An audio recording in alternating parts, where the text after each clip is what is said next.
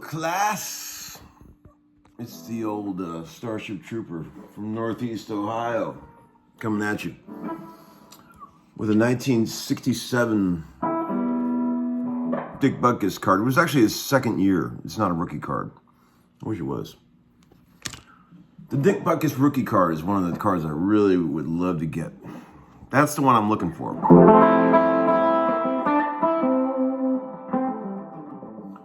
Well, anyway, just checking in for a minute. Just wanted to say hello and thank you for all the kind words, as usual, on all the recent videos.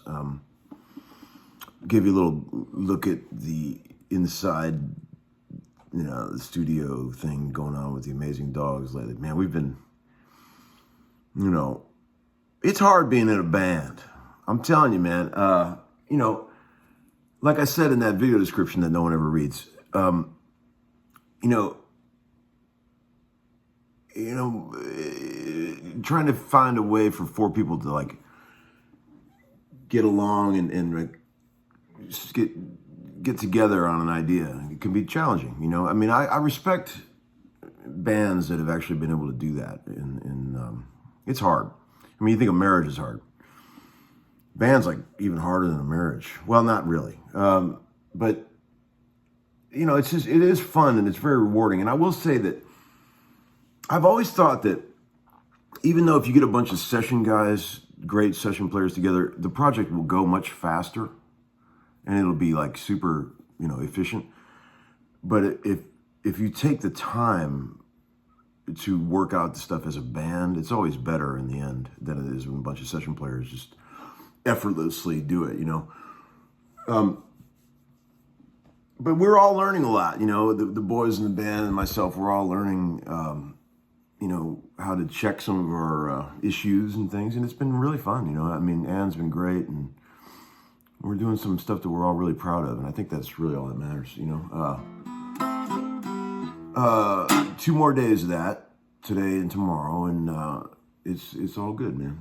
All good. I wanted to thank the people at Tone Quest for sending these beautiful couple t-shirts they sent from Music Villa in Bozeman, Montana. I mean, these are t-shirts, man. Canvas. I mean, I didn't even have to put this on to know it was going to be amazing. I mean, canvas t-shirts are the shit. Super comfy. They wrote Larry up in New Tone Quest. And you know what's funny? I even emailed the guy that did the interview, Scott Ulrichs, and I said, man, you know, I really liked the way he wrote this article. It was like, never once did I cringe. You know, sometimes when you see your spoken word in print, you know, it makes you cringe. But this guy did a beautiful job on this article. It's actually quite nice. And, you know, it's black and white. There's some pictures of Larry's stuff in here, you know. A couple pages devoted to your old buddy. Nice article. There's a picture of all the old Plexis and things. You know, but you know what I was thinking about the other day? I was actually talking about this with a couple friends in the studio. Now, I'm not trying to be all secretive here or anything, and I'm not trying to do that sort of clickbait thing where I tease you guys with something and then don't give you the answer. So you come back next week and watch. I literally can't tell you about this because the guy that made it told me that I can't mention it, you know, officially until early November when it gets released. But there is a pedal that came out recently, and I got sent, you know, like a prototype version of it. And as soon as I plugged it in, I was like, yes, this is a game changer. And I was thinking about the word game changer when it comes to gear. You know, like I've been doing this a long time, you know, and in all my years of being a session man, I would say if you discount the guitars themselves, I actually wrote down a list here. 1, 2, 3, 4, 5, 6, 7, 8. There's 9 pieces of gear that I thought of from memory that I would consider all along that 25-year journey to be truly game changers. Like when I found these pieces of gear, I was like, it changed the way I did business. You know what I mean?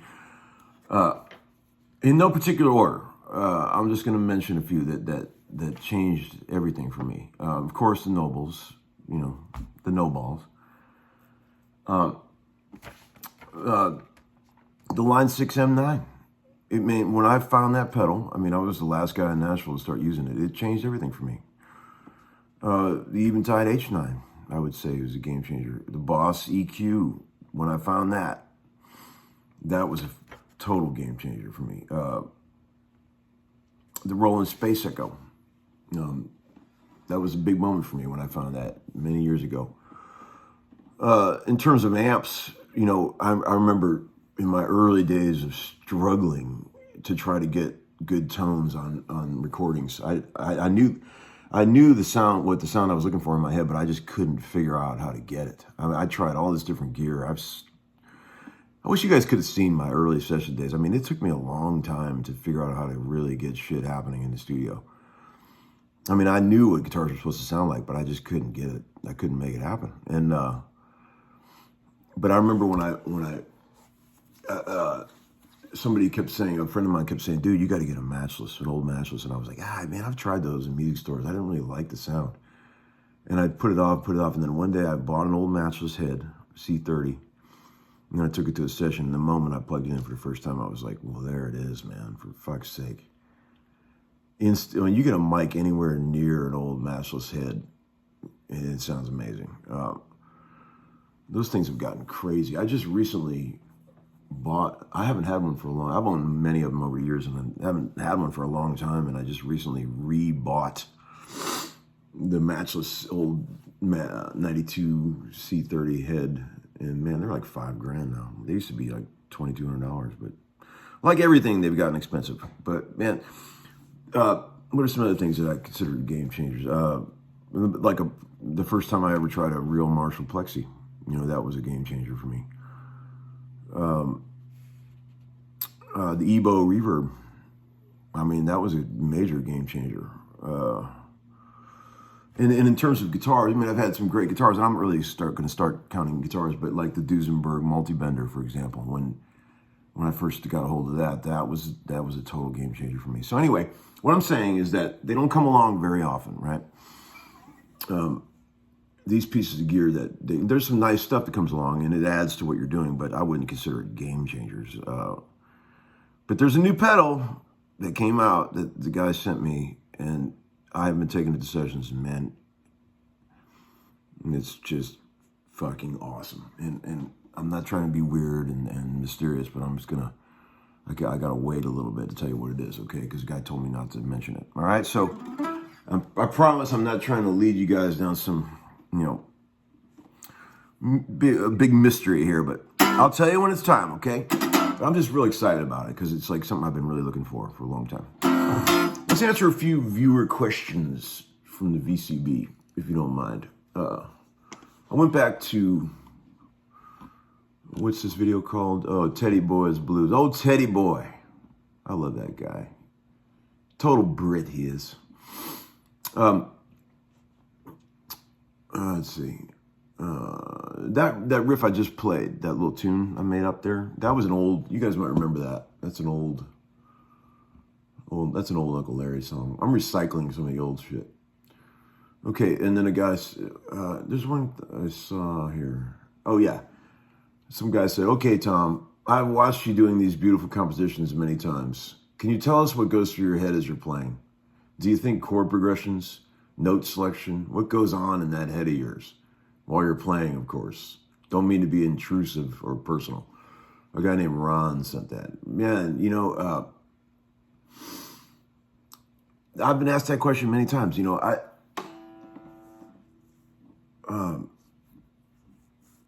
It just depends on what we're doing and what I'm doing, like just for example, in that moment there, when I was just doing that last bit, I know those chords are in my DNA. I don't have to think about that. That's like total DNA for me. So really at that moment, I'm just following sort of fluid melodies that I'm trying to find the interesting notes that really make those chords shine, right? And I'm not thinking about theory and technical things. I'm thinking about emotion. In my opinion, I'm super self-critical. That was a first take about what I just did. In my brutal, honest opinion, it started out great and it ended like shit. So, I liked the way it started, and I feel like I was really on something, and then it just got weird at the end, So if I was in the studio, I would redo it. I would redo the last bit.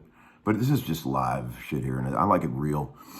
So, but I felt like I was really going somewhere for the first half of that, and then it got weird. Tell me if you think I'm wrong. But, that's what happens in music. You just go off on these sort of wild, journeys, and sometimes you really get to the zone, and sometimes you don't. And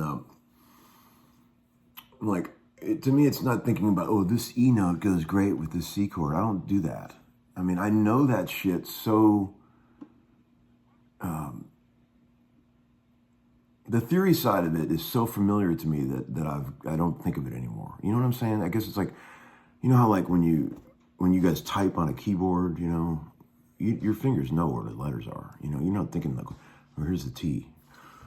I know that stuff. I'm not thinking about that, but I'm thinking about where's this melody going? Where's the harmony going, you know? I don't know if that answers the question, but I hope it does. I'm thinking in terms of melodies, people. That's what I do. Let's see what else. Maybe a few more. This video's getting too long already. Another thing along those lines, the guy said, dude doesn't just play guitar, he's making music. No thoughts about theory, just music. Beautiful to watch and listen. Yeah, thank you. And, you know, that's the goal, I think. I mean, you don't ever want to hear somebody thinking when they're playing. And again, I will state, you also don't want to hear anybody play who doesn't know shit about pain. God, nothing worse to me than music made by people who don't know anything about pain. Oh, I can't take it. Okay, you got to feel that pain coming through. I'm not saying that songs have to be depressing, but even on an up-tempo song, there should be some pain in it. Let's see. What else we got? I should probably sort these questions out, so I'm going to put you guys through all this boring waiting. Time for another CD, Tom. Yeah, you know, I got to get on that. That thought is in my mind, doing another CD. I think Dean and I are gearing up to do another thing. I'd love to make a second Trip to Witch album. And, you know, we were at Paul's studio, and I brought Paul a copy of that Trip to Witch record because he helped make it. And we put it on the turntable there, and I was just sort of in the background while we were all talking. And I was just thinking, man, I'm proud of that record. You know, it's just, you can put that on and it doesn't drive anybody away. It's got a nice vibe. Thank you guys for all the kind comments about that over the years, too. I've had some very sweet statements being made. I think that's it. I don't know. I'm running out of content here, guys. Let's see if there's one more question we can answer. There are people were saying, what is that guitar, that B bender guitar? You guys, it's that Duesenberg multi-bender, right? It's got a lever that puts the G string up a whole step and a lever that puts the B string up a whole step. Some people think that you should only go up a half step on the B. I disagree totally. I think it's way more interesting to have two whole step bends. And I'll tell you, man, people like, I've had a lot of comments in here thinking, like, I want to get one of those guitars. People say, if you guys only knew how fucking hard the learning curve is on that thing. I mean, I know one guy said it's such a simple thing, but it adds so much. Simple my ass. I mean, I got that guitar in 2007 when I was on the road with Faith Hill and I was stuck in the hotel rooms all day. I think I might have mentioned this.